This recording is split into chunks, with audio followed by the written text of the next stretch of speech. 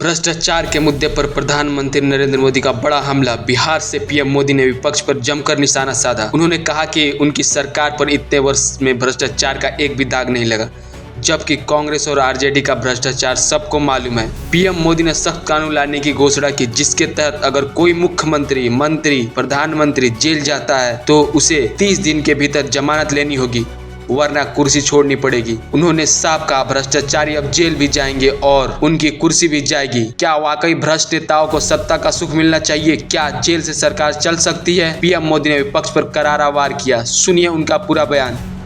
भाई और बहनों, आपके आशीर्वाद से, देश के अटूट भरोसे के कारण साल 2014 में प्रधानमंत्री के तौर पर शुरू हुआ मेरा सेवा काल, ये सेवा काल निरंतर जारी है। इतने वर्षों में हमारी सरकार पर भ्रष्टाचार का एक भी दाग नहीं लगा। जबकि आजादी के बाद कांग्रेस की सरकारें जो 60-65 साल तक सरकार में रही है, उनके भ्रष्टाचार की लंबी लिस्ट है। आरजेडी का भ्रष्टाचार तो बिहार का बच्चा बच्चा जानता है। मेरा साफ मानना है कि भ्रष्टाचार के विरुद्ध लड़ाई को अगर अंजाम तक पहुंचाना है तो कोई भी कार्रवाई के दायरे से बाहर नहीं होना चाहिए। आप सोचिए, आज कानून है कि अगर किसी छोटे सरकारी कर्मचारी को 50 घंटे तक हिरासत में रख दिया तो अपने आप वो सस्पेंड हो जाता है। ड्राइवर हो, छोटा क्लार्क हो, प्यून हो, उसकी जिंदगी हमेशा हमेशा के लिए तबाह हो जाती है। लेकिन अगर कोई मुख्यमंत्री है, कोई मंत्री है, कोई प्रधानमंत्री है, तो वो जेल में रह करके भी सत्ता का सुख पा सकता है। ये कैसे हो सकता है? हमने कुछ समय पहले ही देखा है कि कैसे जेल से ही फाइलों पर साइन किए जा रहे थे, जेल से ही सरकारी आदेश निकाले जा रहे थे। नेताओं का अगर यही रवैया रहेगा तो ऐसे भ्रष्टाचार के विरुद्ध लड़ाई कैसे लड़ी जा सकती है? साथियों, संविधान हर जनप्रतिनिधि से ईमानदारी और पारदर्शिता की उम्मीद करता है। हम संविधान की मर्यादा को तार तार होते नहीं देख सकते। इसलिए एनडीए सरकार भ्रष्टाचार के खिलाफ एक ऐसा कानून लाई है जिसके दायरे में देश का प्रधानमंत्री भी है।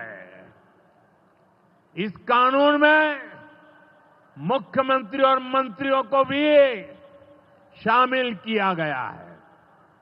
जब ये कानून बन जाएगा तो प्रधानमंत्री हो या मुख्यमंत्री या फिर कोई भी मंत्री, उसे गिरफ्तारी के 30 दिन के अंदर जमानत लेनी होगी और अगर जमानत नहीं मिली तो 31वें दिन उसे कुर्सी छोड़नी पड़ेगी।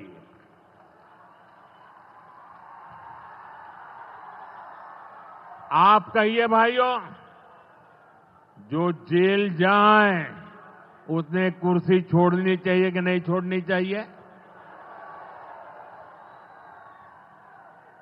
क्या वो कुर्सी पर बैठे रह सकता है क्या? क्या वो सरकारी फाइलों पे साइन कर सकता है क्या? क्या जेल में से कोई सरकार चला सकता है क्या? और इसलिए ऐसा सख्त कानून बनाने की तरफ हम आगे बढ़ रहे हैं। लेकिन साथियों, ये आरजेडी वाले, ये कांग्रेस वाले, ये लेफ्ट वाले इस कानून का विरोध कर रहे हैं। ये बहुत गुस्से में है और कौन नहीं जानता उनको किस बात का डर है। जिसने पाप किया होता है वो अपने पाप को दूसरों से छुपाता है, लेकिन खुद को भीतर से जानता है कि क्या खेल खेला है। इन सब का भी यही हिसाब है। ये आरजेडी और कांग्रेस वाले कोई बेल पर बाहर है, कोई रेल के खेल में अदालत के चक्कर लगा रहा है, और जो जमानत पे बाहर घूम रहे हैं भी आज इस कानून का विरोध कर रहे हैं। इन्हें लगता है कि अगर जेल चले गए तो इनके सारे सपने चकनाचूर हो जाएंगे, और इसलिए सुबह शाम ये लोग मोदी को भांति भांति की गाली दे रहे हैं और इतने बौखलाए हुए हैं कि इस जनहित के कानून का विरोध कर रहे हैं। हमारे राजेंद्र बाबू, बाबा साहब आंबेडकर ने कभी सोचा भी नहीं था, कभी कल्पना भी नहीं की होगी कि सत्ता के भूखे लोग भ्रष्टाचार करेंगे और जेल जाने पर भी कुर्सी से चिपके रहेंगे। लेकिन अब भ्रष्टाचारी जेल भी जाएगा और उसकी कुर्सी भी जाएगी। भारत को भ्रष्टाचार से मुक्त होने का संकल्प देश के कोटि कोटि लोगों का है। ये संकल्प सिद्ध होकर रहेगा।